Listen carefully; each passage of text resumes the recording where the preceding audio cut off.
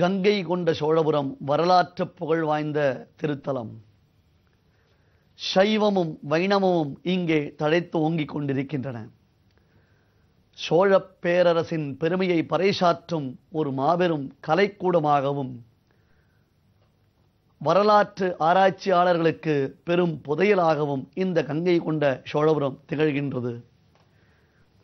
இன்றும் இந்த திருத்தலத்திற்கு நாம் வந்தோமேயானால் திருக்குறுகைக்காவலப்பனுடைய திவ்யமான சந்நிதியை சேவிக்கலாம். தற்பொழுது சமீபத்தில்தான் இங்கே குடமுழுக்கு எனப்படும் சம்பிரோக்ஷண வைபவம் வெகு சிறப்பாக நடைபெற்றிருக்கிறது. இதற்கு அருகில்தான் ஸ்ரீமன் நாதமுனிகளுடைய திருவரசு அமைந்திருக்கின்றது. திருவரசு என்பதற்கு பெயர் என்ன, பொருள் என்ன? திருவரசு என்றால் பெரியோர்கள், அதாவது சந்நியாசிகள் பரமபதித்தார்களேயானால், வைகுண்ட பிராப்தியை அடைந்தார்களேயானால் அவர்களுடைய திவ்யமான திருமேனியை நாம் அப்படியே பூமியில் எழுந்தருளப் பண்ணி அதற்கு மேலாக ஒரு சன்னதியை நிர்மாணம் செய்வோம். பெரும்பாலும் அங்கே ஒரு அரசமரம் அமைந்திருக்கும். ஆகையால் அதற்கு திருவரசு என்பது பெயர். தற்பொழுது ராமானுஜருடைய 1000வது திருநக்ஷத்திர வைபவங்களை எல்லாம் கொண்டாடக்கூடிய இந்த சமயத்தில் நாதமுனிகள் பரமவதித்த திருவரசு இந்த இடம், இதையெல்லாம் நாம் சீர்படுத்த வேண்டும். அன்பர்களே, உங்களிடத்தில் ஏற்கனவே ஒரு பிரார்த்தனை. காஞ்சிபுரத்தில் ராமானுஜர் தினந்தோறும் வரதராஜ பெருமாளுக்கு தீர்த்தம் சமர்ப்பிக்கும் அந்த சாலை கிணறு, அங்கே ராமானுஜருக்கு என்று ஒரு தனிச்சன்னதி அமைந்திருக்கிறது. அந்த சன்னதிக்கு நேர் எதிராக ஒரு புண்ணிய புஷ்கரணி, புராதனமானது ஒரு குளம் தற்பொழுது முழுவதும் வறண்டு காணப்படுகின்றது. அந்த குளத்திற்குத்தான் அனுஷ்டான குளம் என்பது பெயர். ராமானுஜர் இந்த குளத்தில் தான் தீர்த்தாமாடி தன்னுடைய அனுஷ்டானங்களை எல்லாம் செய்து வந்திருக்கிறார். அவருடைய புனித திருமேனி இந்த தீர்த்தத்தில் மூழ்கி திளைத்து எழுந்திருக்கிறது எனில் இதன் புண்ணியத்தை, பெருமையை உண்டு நாம் சீர்படுத்த வேண்டாமா? இங்குள்ள மக்களுக்கு, சாலை கிணற்றின் அருகில் வாழக்கூடிய மக்களுக்கு வாழ்வாதாரத்திற்கு ஓர் ஏற்பாடு செய்துவிட்டோமேயானால் இந்த திருக்குளத்தை நாம் நன்கு செப்பனிட்டு நல்ல விதத்தில் நந்தவனங்கள் அமைத்து பரிபாலனம் செய்யலாம். எத்தனையோ மகனீயர்கள், மகான்கள், பாகவதோத்தமர்கள், கொடையாளிகள் இந்த நிகழ்ச்சியை பார்த்து வரலாம். அவர்களுக்கு அடியேன் செய்யக்கூடிய விண்ணப்பம், யாராவது ஒருவர் மிகுந்த முயற்சி எடுத்து இந்த திருக்குளத்தை நன்கு செப்பனிட்டு தர வேண்டும். அதே போன்று நாதமணிகளுடைய திருவரசையும் நன்கு பரிபாலனம் செய்ய வேண்டும் என்பது அடியேன் செய்யும் விண்ணப்பம். கங்கை கொண்ட சோழபுரத்திற்கு திருவனந்தபுரத்தில் இருந்து விரைந்து ஆளவந்தார் துரிதகதியில் வந்து சேர்ந்தார். ஆனால் அந்தோ பரிதாபம், அவர் வருவதற்குள்ளாக திருக்குறுகைக்காவலப்பன் யோகத்தினாலே தன்னுடைய தேகத்தை விடுத்தார். ஆத்மாவை பரமாத்மாவிடத்தில் சமர்ப்பித்து விட்டார்.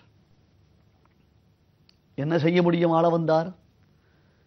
சரி, பகவானுடைய திருவுள்ளம் இவ்வளவுதான். அவன் ஒன்று நினைத்தானேயானால் அதை மாற்றும் வல்லமை யாருக்கு இருக்கிறது என்பதாக சற்றே தன்னுடைய மனதை தேற்றிக்கொண்டு, மேலும் உத்தமமான இந்த பிரபத்தி சாஸ்திரத்தை நம்மால் உலகத்திற்கு பிரச்சாரம் செய்ய முடிந்ததே.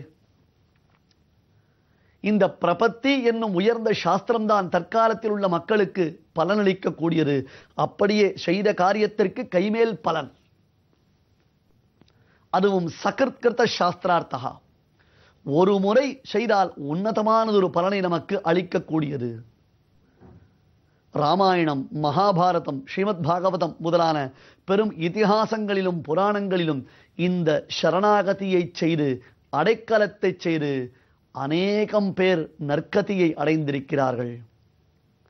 ராமாயணத்தில் நாம் பிரசித்தமாக பார்க்கக்கூடியது விபீஷணாழ்வானுடைய சரணாகதி. எல்லாவற்றையும் விடுத்து சர்வலோக சரண்யாய ராகவாய மகாத்மனே என்று எல்லாவற்றையும் விடுத்து, லங்கையில் இனி எனக்கு எந்த சொந்தமும் இல்லை, எந்த பந்தமும் இல்லை, யாரும் எனக்கு துணை நிற்கப் போவதில்லை என்பதாக கையை உதறிக்கொண்டு ஓடி வந்தான் விபீஷணாழ்வான். பெருமான் அவனுக்கு அனைத்தையும் அளித்தார், தன்னையும் அளித்தார் அல்லவா? திரௌபதி தன் கணவன்மார்களே தன்னை பார்க்கக்கூடாத நிலையில் இருந்தாள்.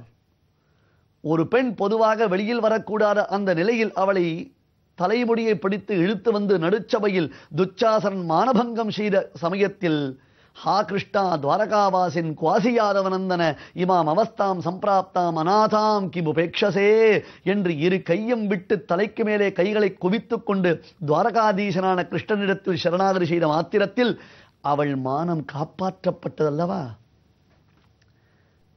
எளியது வழி இரு கையை கூப்புவதுதானே. அதற்கு அருகே இருந்து ஒரு ஆச்சாரியன் உபதேசம் செய்து வைத்தாரேயானால் இந்த ஆத்மா எக்காலத்திலும் கெட்டுப்போகாமல் எம்பெருமானுடைய திருவுள்ளத்தை உணர்ந்து நலம் அந்தமில்லதோர் நாட்டில், ஆம் முடிவில்லாததொரு ஆனந்தானுபவத்தை நாம் அனுபவிக்கக்கூடிய பெரும் செல்வமாகிற ஒரு நாட்டில், வைகுண்டத்தில் நித்தியஸ்ரீ நித்தியமங்கலமாக வசிக்கப் போகிறோம் என்பதை உணர்ந்து அந்த பிரபத்தி சாஸ்திரத்தை தான் உலகத்தில் உள்ளவருக்கு பிரச்சாரம் செய்ய வேண்டும், பிரவச்சனம் செய்ய வேண்டும் என்பதாக ஆளவந்தார் மனோரதித்தார். அதன் பிறகு அவர் திருவரங்கத்தில் வசித்துக் கொண்டிருக்கிறார். கீழே ஆளவந்தாருடைய சரித்திரத்தின் ஆரம்பத்தை பார்த்தோம் நாம். அதன் பின்னர் ஆளவந்தார் துறவரம் ஏற்றார் என்பதைத்தான் பார்த்தோம் அல்லவா? அதற்கு நடுவில் நடந்த சம்பவங்களை இப்பொழுது பார்த்து வருகிறோம். ஏனென்றால் இந்த சம்பவங்களை புரிந்து கொண்டு தான் மறுபடியும் ராமானுஜருக்கு ஆளவந்தார் செய்த அனுகிரகத்தை நாம் தொடரப் போகின்றோம். இதோ இந்த ஆளவந்தார் தான் இங்கிருந்து புறப்பட்டு காஞ்சிக்கு வந்து யாதவ பிரகாஷருடன் இருக்கும் ராமானுஷரை நன்கு தன்னுடைய திருக்கண்களால் கடாட்சித்து காஞ்சி வரதராஜ பெருமாளிடத்தில் ராமானுஷன் இனி எந்த ஆபத்தும் இல்லாமல் சம்பிரதாயத்திற்கு சீர்மிகு தலைமை பொறுப்பை ஏற்க வேண்டும் என்பதற்காக வரதனிடத்தில் சரணாகதி செய்யப் போகின்றார்.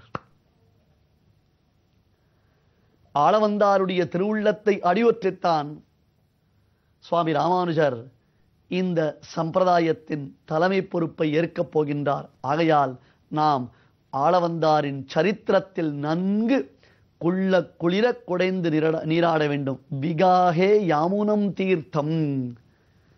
சுவாமி வேதாந்த தேசிகன் அருளி செய்த யதிராஜ சப்ததி இந்த ஸ்லோகத்தின் அரும்பொருளை எல்லாம் கீழே பலமுறை பார்த்தோம்.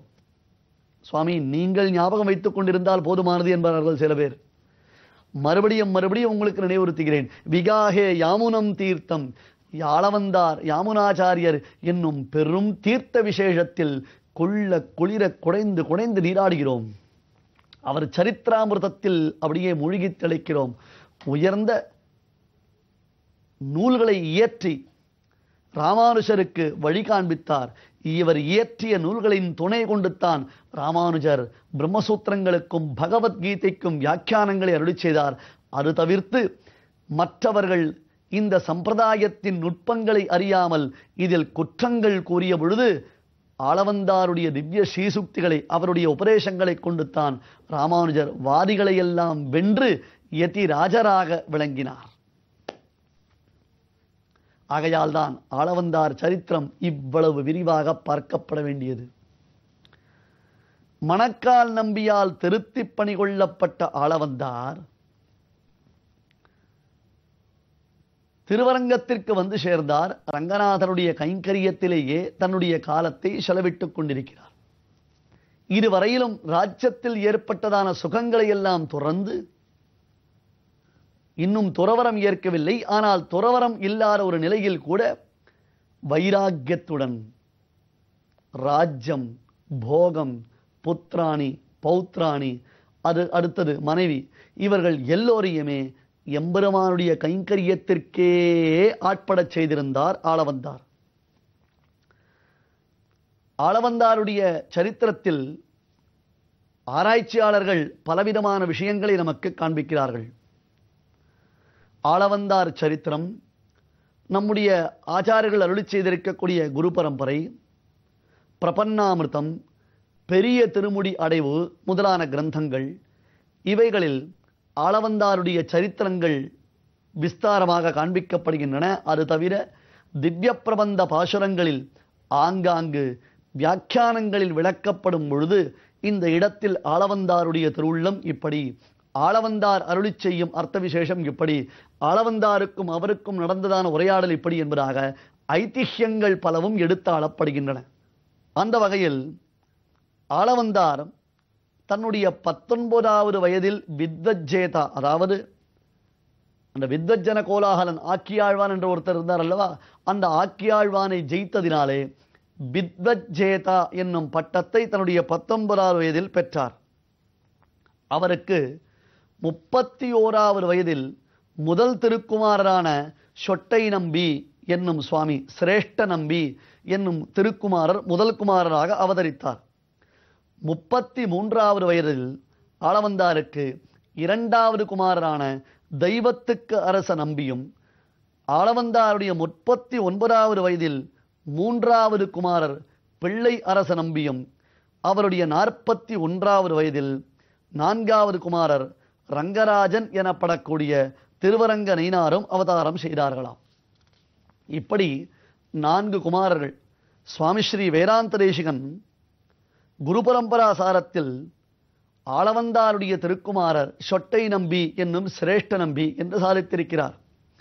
அது தவிர பிரபன்னாமிருதம் முதலான கிரந்தங்களில் ஆளவந்தாருக்கு 4 திருக்குமாரர்களுடைய திருநாமங்களும் சொல்லப்படுகின்றன. புத்திரத்வயம் ததா ஜக்ஞே யாமுனார்யஸ்ய விஸ்ருதம் வராங்காபிதோ ஜேஷ்டா ஸ்ரேஷ்டோ பூர்ணோ பரஸ்தயோ என்று சில கிரந்தங்களில் யாமுனாச்சாரியருக்கு 2 குமாரர்கள் என்று காண்பிக்கப்படுகிறது. பெரிய திருமுடி அடைவு முதலான கிரந்தங்களை நாம் ஆராய்ந்து பார்க்கும் பொழுதும் மற்றும் பல பெரியோர்களுடைய நிர்வாகத்தின்படியாகவும் ஆளவந்தாருக்கு இந்த 4 திருக்குமாரர்கள் தான் இருந்தார்கள் என்று நாம் நிச்சயம் செய்கின்றோம். இது தவிர மேலும் பல விசேஷங்களை எல்லாம் பெரியோர்கள் திறத்தில் நீங்கள் அறிந்து கொள்ள வேண்டியது. 4 பிள்ளைகளுக்கும் திருவரங்க திருப்பதியிலேயே யதா உச்சிதமான காலத்தில் உபநயனம் முதலான சம்ஸ்காரங்களை எல்லாம் செய்து கொண்டு சம்பிரதாய பிரவச்சனங்களை ஆளவந்தார் செய்து கொண்டிருக்கிறார். தான் செய்த முயற்சி பலித்ததே. தன் ஆச்சாரியருடைய வம்சத்தில் பிறந்த இந்த மகனியர் இப்படி ஒரு நல்ல நிலையில் இருக்கிறாரே என்று மகிழ்ந்த மணக்கால் நம்பி ஆளவந்தார் பெருமை தோற்றும்படியாக ஒரு ஸ்லோகத்தை அருளி செய்தார். அதை அனுசந்தித்து நாம் ஆளவந்தாரின் பெருமையை தொடர்ந்து அனுபவிக்கலாம்.